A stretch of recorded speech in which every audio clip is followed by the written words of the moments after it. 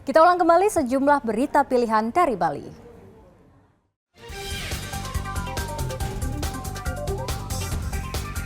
Gudang kerajinan di Banjar Kanginan Desa Belega Gianyar terbakar.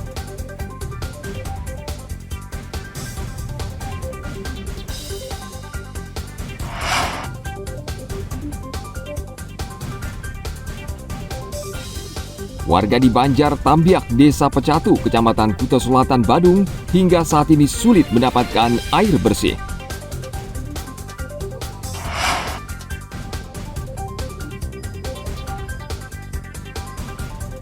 Pura Ratu Subandar Besaki, tempat banyak pengusaha datang untuk meminta berkah.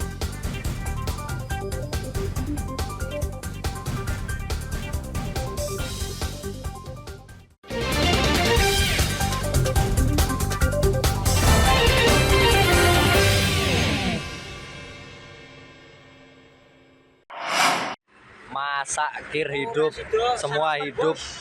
Kasih sarapan.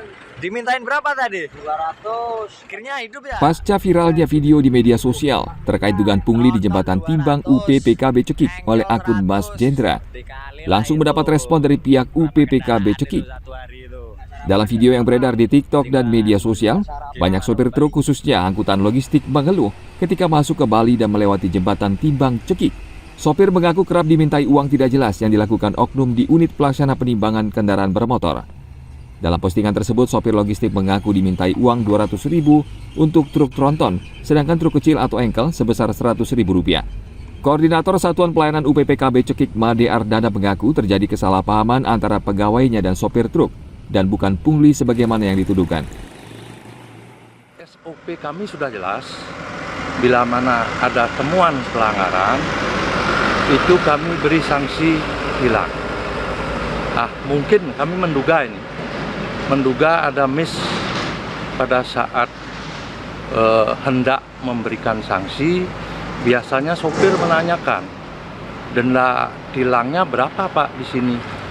Memang kalau di sini denda tilang itu 200. Jadi kami menduga ini diasumsi sopir itu petugas yang minta bayaran 200. Nah, dalam kesempatan ini kami tegaskan kembali, di UPPKB tidak ada retribusi, tidak ada pungutan apapun. Pengelola jembatan UPPKB Cekik menjamin tidak ada pungutan apapun, namun pihak UPPKB tidak mempersoalkan unggahan yang ramai diperbincangkan di media sosial dan tetap bekerja sesuai dengan SOP. Pungutan liar di jembatan timbang oleh oknum tertentu sudah menjadi rahasia umum. Praktik ini sudah berlangsung lama dan menyebabkan ongkos logistik menjadi lebih mahal. Tim Liputan melaporkan dari Kabupaten Jembrana.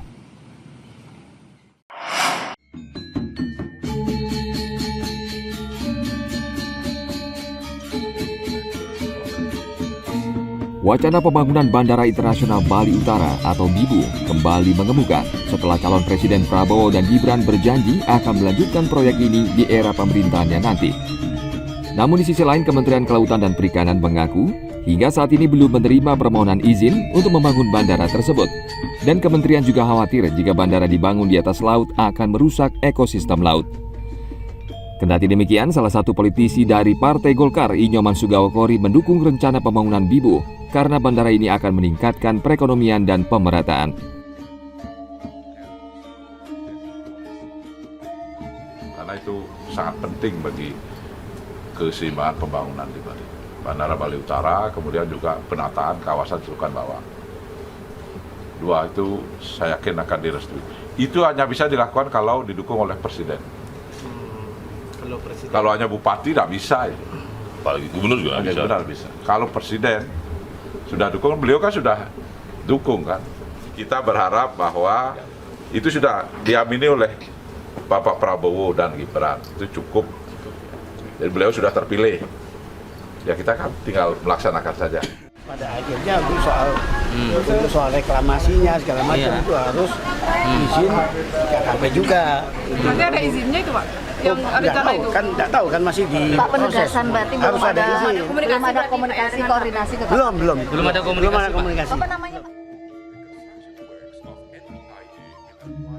Pemerintahan Prabowo Gibran berencana akan membangun bandara baru di Bali Utara, tepatnya di atas laut di Kecamatan Kubu Tambahan Buleleng dengan nilai proyek sebesar 50 triliun rupiah. Sebelumnya pembangunan bandara ini sempat dibatalkan, padahal sudah masuk dalam proyek strategis nasional. Tim Liputan melaporkan dari Kabupaten Buleleng.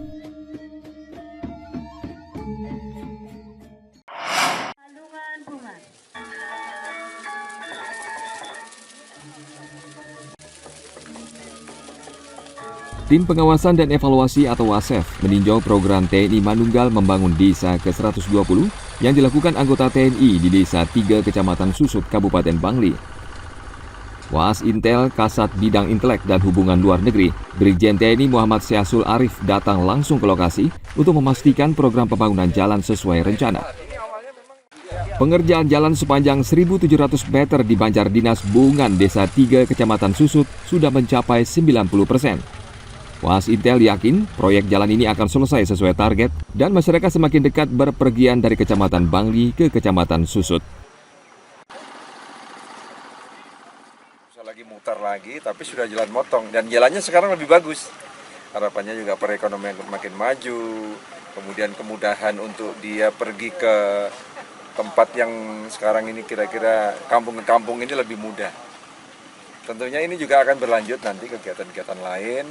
Bukan sampai di sini saja, tentunya peran juga dari pemerintah daerah ini juga akan terus bersinergi dengan kita di Kodim. Membangkitkan semangat membangun masyarakat lagi, ya, karena kalau yang namanya sudah teman-teman yang loreng ini datang, itu bangkit lagi semangat masyarakat.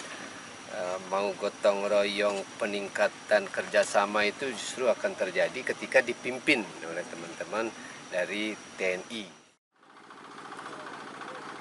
Selain pembangunan jalan, program TMMD ke-120 juga membangun sumur bor yang akan membantu masyarakat mendapatkan air bersih. Kemudian renovasi rumah tidak layak huni, pembangunan MCK hingga pembuatan gorong-gorong. Masyarakat berharap program TMMD ke-120 ini bisa meningkatkan perekonomian dan kesejahteraan masyarakat.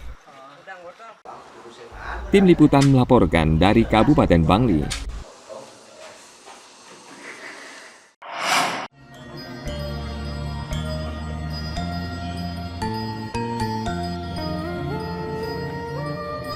Dari deretan pura di Pura Agung Besaki, ada salah satu pura dengan ornamen unik bercirikan khas Tionghoa, yakni Pura Melanting atau orang Tionghoa menyebutnya Kongco.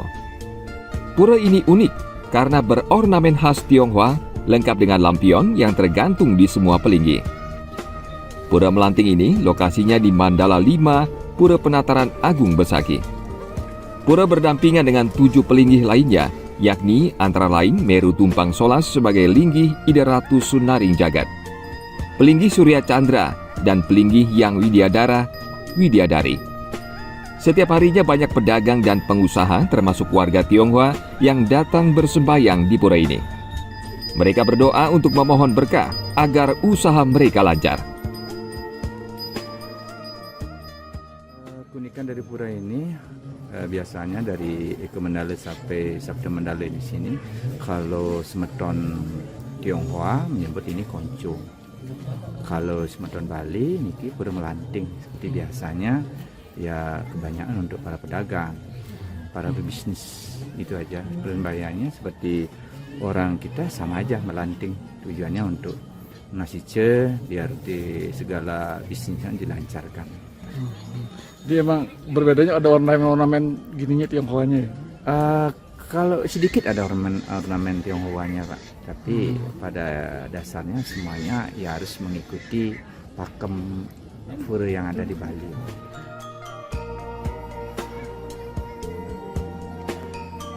Pengunjung sembahyang di Ida Ratu Ulang Alu yang diyakini sebagai tempat memohon restu dan perlindungan bagi para pedagang.